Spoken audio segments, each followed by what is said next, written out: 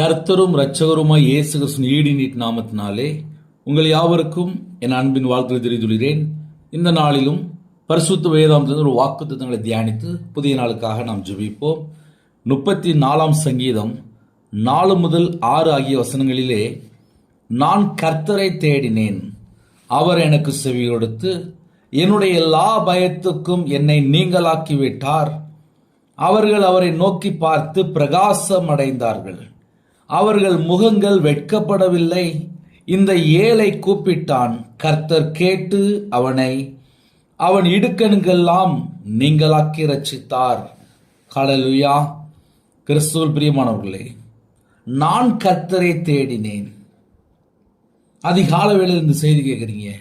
நான் கர்த்தரை தேடினேன். கர்த்தரை நாம் எப்படிலாம் தேட வேண்டும்? அதிகால வேளையிலே தேவனுடைய சமூகத்திலே காத்திருந்து தேடுங்க. அது மாத்திரமல்ல, கையில் பைபிள் எடுத்து வாசிங்க. நான் கர்த்தரை தேடினேன், அவர் எனக்கு செவி கொடுத்து. நம்ம கர்த்தரை தேடும்போது நம்முடைய ஜெபத்துக்கு பதில் வரும். நான் கர்த்தரை தேடினேன், அவர் எனக்கு செவி கொடுத்து என்னுடைய எல்லா பயத்துக்கும் என்னை நீங்களாக்கி விட்டார்.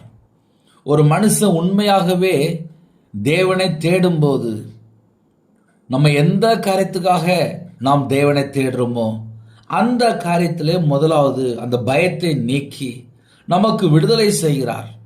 அவர்கள் அவரை நோக்கி பார்த்து பிரகாசம் அடைந்தார்கள்.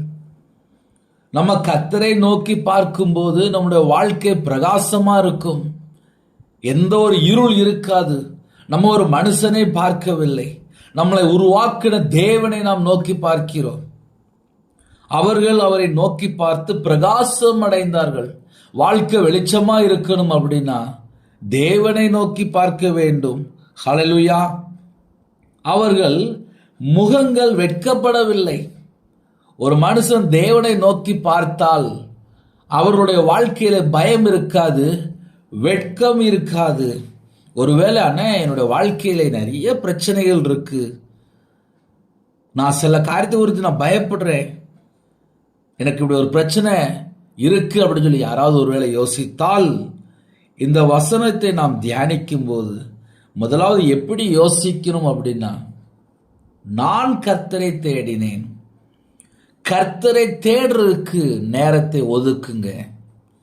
மற்ற எல்லா காரியத்துக்கும் ஃபர்ஸ்ட் இடம் கொடுக்க விட்டுட்டு முதலாவது நான் கர்த்தரை தேடினேன், நான் ஃபர்ஸ்டா கர்த்தரை தேடிட்டேன்ப்பா, இனிமே என் வாழ்க்கையில் எல்லா பிரச்சனையும் மாறிடும். ரெண்டாவது, அவரை நோக்கி பார்த்து, மனுஷனை நோக்கி பார்க்கவே இல்லை. உங்கள் வீட்டில் இல்லை, நீங்கள் இருக்கிற இடத்துல, எந்த நாட்டுக்குள்ள இருந்தாலும் சரி, இருக்கிற இடத்துல முழங்கால் போட்டு தேவனை தேடும்போது, ஜெபத்தில் தேடும்போது, வேதம் வாசித்து தேடும்போது, தேவனை துதிக்கும் போது எல்லா கட்டுகளும் உடைக்கப்படும், பயம் நீங்கி போகும். அவரை நோக்கி பார்த்தவர்கள் பிரகாசம் அடைந்தார்கள், முகங்கள் வெட்கப்படவில்லை. இந்த ஏழை கூப்பிட்டான், கர்த்தர் கேட்டு அவன் இடுக்கணுக்கெல்லாம் நீங்களாக்கி ரட்சித்தார். எந்தெந்த பிரச்சனை இருக்கோ அந்த எல்லா பிரச்சனையெல்லாம் நீக்கி ரட்சித்தார். இந்த ஏழை கூப்பிட்டான். அப்ப நம்ம என்ன செய்யணும் அப்படின்னா, கர்த்தரை தேடணும், அவருடைய முகத்தை நோக்கி பார்க்கணும், கர்த்தரை கூப்பிட வேண்டும். அப்படி கூப்பிடும் போதுதான் எல்லா பயத்துக்கும் என்னை நீங்களாக்கி விட்டார். அவர்கள் முகங்கள் வெட்கப்படவில்லை,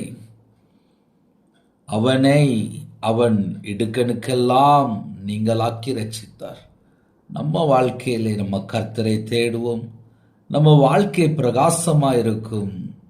அது மாத்திரமல்ல, நாம் கர்த்தரை கூப்பிடும்போது நம்ம என்ன காரியத்துக்காக கூப்பிடுறோமோ அந்த காரியத்திலிருந்து கர்த்தர் விடுதலை செய்து நம்மையும் நம்முடைய குடும்பத்தையும் நம்ம எந்த காரியத்துக்காக ஜெபிக்கிறோமோ அந்த காரியத்திலிருந்து கர்த்தர் சமாதானத்தை தந்து கர்த்தர் ஆசீர்வதிப்பார். புதிய நாளுக்காக ஜெபிப்போமா? இருக்கிற இடத்துல அப்படியே கண்களை மூடி நாம் ஜெபம் செய்வோம். கிருபை மகிமை இந்த பரிசுத்தமுள்ள நல்ல பிதாவே, நன்றியோடு துதிகிற சொல்கிறோம்ப்பா. புதிய நாளுக்கான கிருபைக்காக உமக்கு 1000 மடங்கு நன்றி செலுத்துகிறோம்.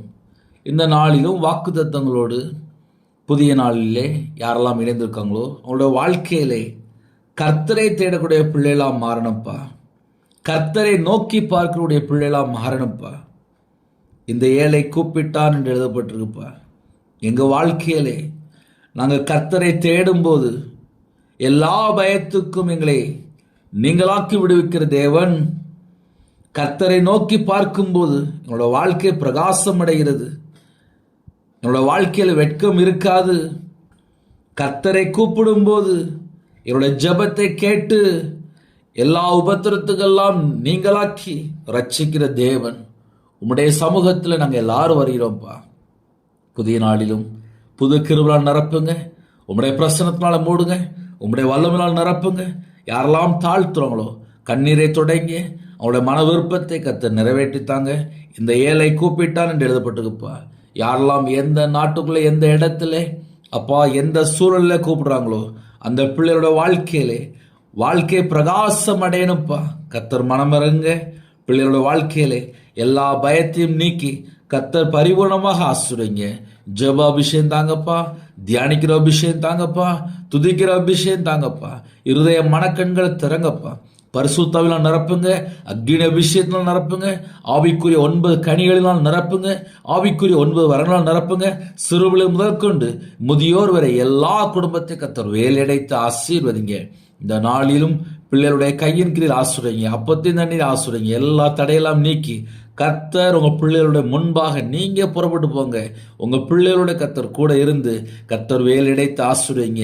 முன்னும் பின்னுமா தேவ தூதர் நிப்பாட்டுங்கப்பா. யாரெல்லாம் தாழ்த்துறாங்களோ அவங்களுடைய மன விருப்பத்தை கர்த்தர் நிறைவேற்றி கர்த்தர் பரிபூர்ணமாக ஆசிர்வதிங்க. உங்கள் நாமம் மட்டுமே விடட்டும்.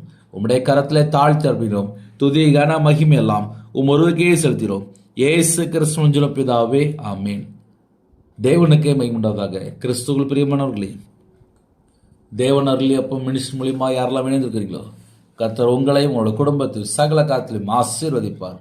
9442504351 என்ற நம்பர் கொண்டால் உங்களுக்காக ஜெபிப்போம். God bless you. எனக்காக ஜெபித்துக் கொள்ளுங்கள்.